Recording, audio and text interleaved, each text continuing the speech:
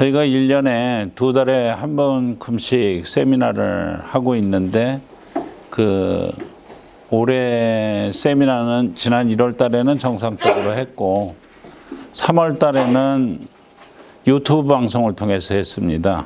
이게 코로나로다가 너무 많은 인원 이런 문제가 생겨가지고 그래서 5월 달에는 좀 괜찮을 줄 알고 유튜브를 하려다가 안 했더니 또 이태원발로다가 이렇게 갑자기 좀 많이 이렇게 늘어난 것 같습니다. 그래서 지금 현재 하고 있는 강의를 이게 언택트라는 말이 나오고 있는데 아무래도 이제 직접 대면하는 것보다는 비대면으로다가 여러 가지 상황을 알려드릴 수 있는 이런 방법을 모색하다 보니까 유튜브를 활용을 해서 하는 방법을 찾아내게 됐고, 그래서 메디넥스라고 이제 유튜브에서 메디넥스를 검색해서 동영상을 보면은 이제까지 몇 년 동안 해온 것들의 동영상을 한꺼번에 다 올려놨습니다. 그리고 계속 세미나 하는 거를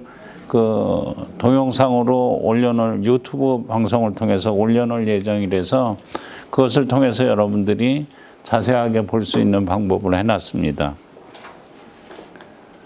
오늘은 기능의학 검사의 해석과 적용해가지고 기능의학이라는 유튜브 방송에 기능의학이라는 이 유튜브 방송이 굉장히 많이 들었습니다. 오늘도 보니까 맵 클리닉의 김혜원 원장이 기능의학이라는 뭔가 해가지고 유튜브 방송을 또 만들어서 올려놓은 것들을 보고 있었는데, 이런 기능의학이라는 것이 옛날에는 펑셔널 메디신 옛날에는 별로 이렇게 관심의 대상이 되지 않았었습니다.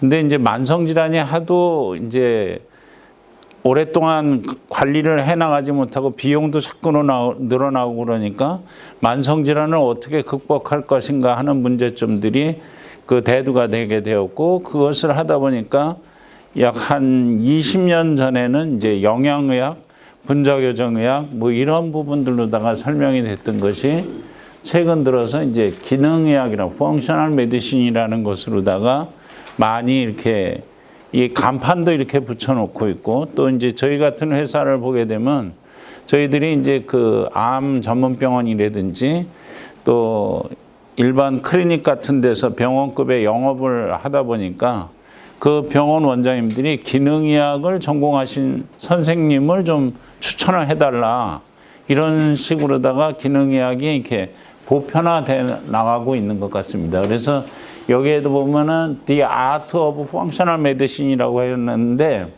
이 아트, 예술이라는 말로 붙여놨습니다. 기능의학을.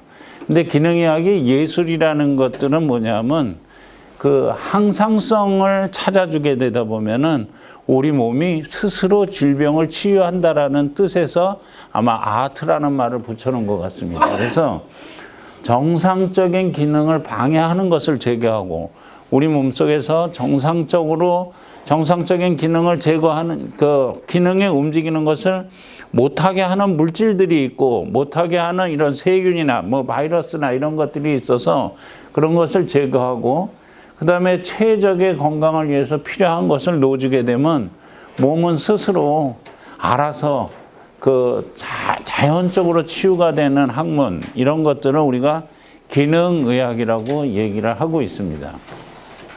그래서 기능의학을 하게 되면 여러 선생님들이 기능의학이 뭐야? 이제 와서 내가 이 나이에 의과대학 나온 지가 벌써 몇십 년이나 지났는데 이제 와서 기능의학을 다시 공부한다는 게 이게 무슨 얘기야? 이렇게 얘기가 되면은 참 어려운 얘기죠. 그렇지만 기능의학은 별다른 게 아니고 그전부터 해왔던 것에 분자생물학 정도가 조금 더 가미돼서 우리 몸속에 움직이는 항상성을 기능적인 부분을 찾아내서 그 원인을 찾아내줌으로 인해서 질병을 치유해 나간다. 이것이 기능의학이라고 보면 되겠습니다. 그래서 기능의학은 그냥 추측하지 말고 여기서 테스트, 돈 게스, 절대 추측하지 말고 테스트를 먼저 해라. 그래서 기능의학 검사를 하게 되다 보면은 이 사람이 어디에 문제가 생겼는가 하는 것을 알게 되고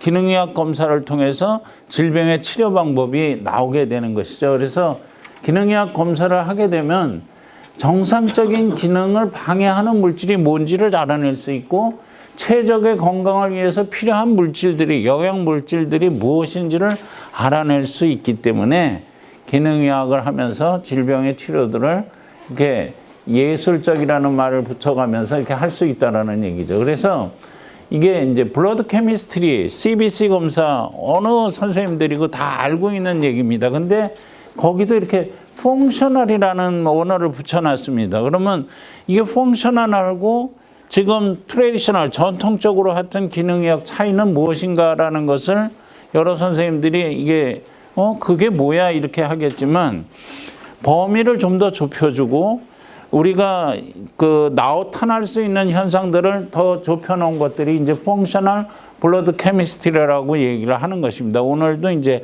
그 부분에서 언급을 할 거고, 그 다음에 펑셔널 엔도크리놀로지, 우리가 호르몬이 타액 호르몬 검사를 통해서 호르몬의 상태를 우리가 몸속의 엑스축을 한꺼번에 알 수 있는 이런 부분들이 나타났기 때문에 그런 것들을 하게 되고, 그 다음에 여기 TNT, Targeted Nutritional Therapy. 처음에 2003년도 이때 우리 선생님들이 영양제, 건강기능성 식품을 써야 되는 거야, 말아야 되는 거야 하면서 많은 선생님들이 세미나장에 몇백 명씩 와서 이렇게 세미나에 참석을 했었습니다. 그렇지만 지금까지도 이 기능의학 건강기능성 식품을 쓰는 병원들은 아주 많은 데는 많이 쓰고 있는 데는 많이 쓰고 있고 전혀 쓰지 않고 있는 데는 전혀 쓰지 않고 있습니다. 그건 왜냐하면 이 타겟티드 뉴트리셔널 세라피라는 개념이 들어와 있지, 내 치료 방법에 들어와 있지 않았기 때문입니다.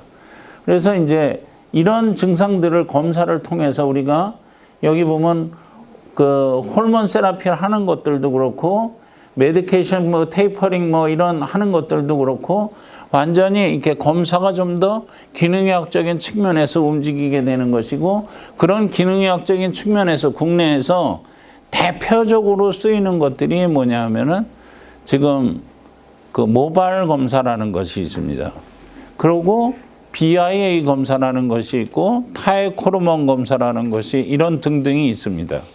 그래서 오늘 할 수 있는 것은 모발 검사하고 그 다음에 펑셔널 블러드 케미스트리하고 그 다음에 BI 검사를 어떻게 우리 병원 내에서 실전에서 움직일 수 있는 부분들에 대해서만 설명을 드리고자 합니다.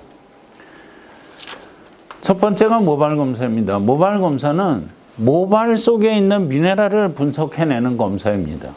근데 모발의 머리카락의 속에 있는 미네랄을 분석해내는 것이 의미가 무슨 의미가 있냐 하는 것은 우리 몸 전체를 미네랄을 장기를 하나를 떼내서 분석하기는 힘들고 머리카락을 찾아내서 분석하는 것이 체내에 상관성이 있는 상태를 상관관계에 있는 것이 밝혀져 있기 때문에 체내의 상형학적인 상태를 평가를 하기 위해서 모발 속에 있는 미네랄을 분석을 하는 검사입니다.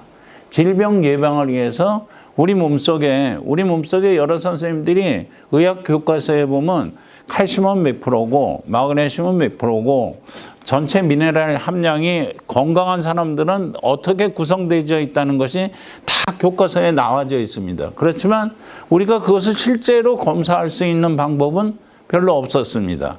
그래서 이 부분이 칼슘이 모자랐을 때 어떤 질병이 나타나고 칼슘이 많이 있을 때 어떤 질병이 나타나고도 교과서에 다 나와져 있는 건데 그것을 찾아내는 것이 이게 검사를 하는 게 내 몸속에 칼슘이 적정량이 있는지 없는지, 구리가 적정량이 있는지 없는지, 아연이 적정량이 있는지 없는지를 알아내는 검사가 없었기 때문에 그러는 겁니다. 근데 이런 모발 미네랄 검사는 우리가 아예 동떨어진 게 아니고 옛날부터 있었어요.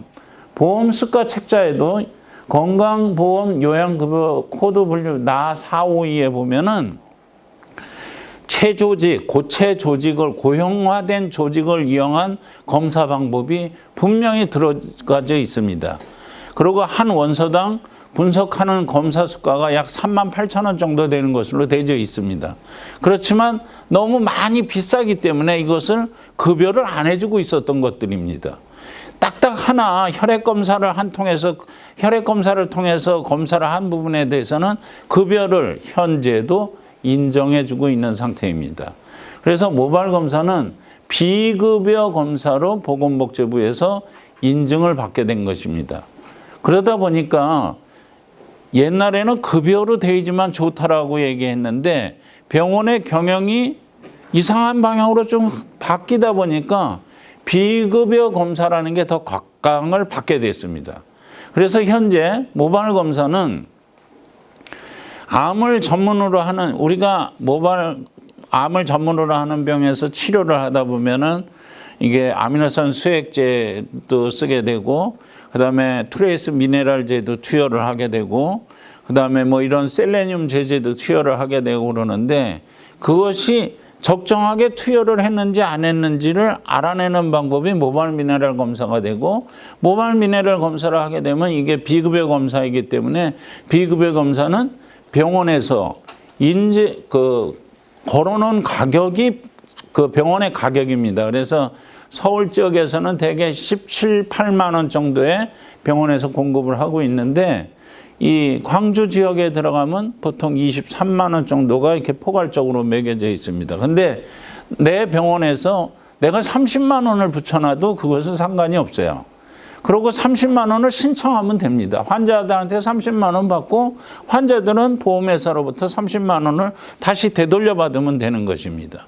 그러다 보니까 수익을 창출하게 되는 툴이 되고 치료를 요긴하게 쓸 수 있는 툴이 되니까 모발 검사는 계속 늘어나게 되는 현상이 벌어지고 있는 것이죠. 그래서 저희는 강조를 안 해도 지금도 각 병원에서 모발 검사 메디넥스에서 하는데 우리도 좀 해도 됩니까? 이런 문의가 옵니다.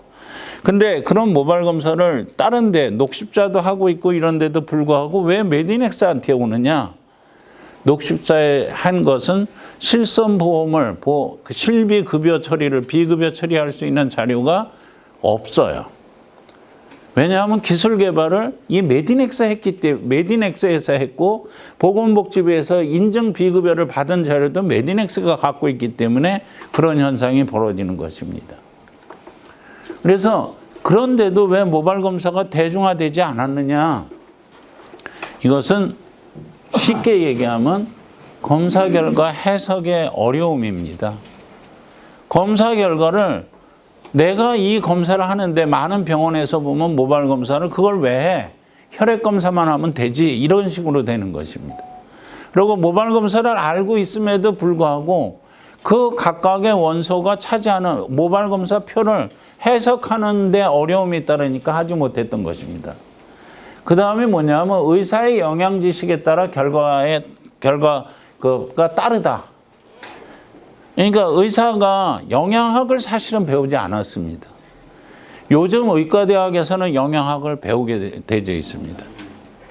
근데 이 사실은 옛날 분들은 이런 것을 배우지 않아서 영양학에 대한 지식이 굉장히 뒤떨어지게 되니까 그거에 따라서 공부하신 분하고 안 하신 분하고 차이에 따라서 결과지가 다르게 나가는 것입니다. 그 다음에 영양학을 처리를 하고 처리대로 치료를 해줘도 이게 정확히 이해를 하고 그 방법에 따라서 정확히 적재적소에 처방을 내주게 되면 아주 뛰어난 효과가 나타나는데도 불구하고 이게 독성학에 대한 체내 역할이나 이런 부분에 대해서 잘 알지 못하기 때문에 이게 효과가 제대로 안 나타난다라고 하는 이런 의식 때문에 모발 검사가 대중화되지 않았다는 것이고, 이제 들어서 모발 검사가 저희가 검사를 시작한 지 이제 한 20년 됐습니다.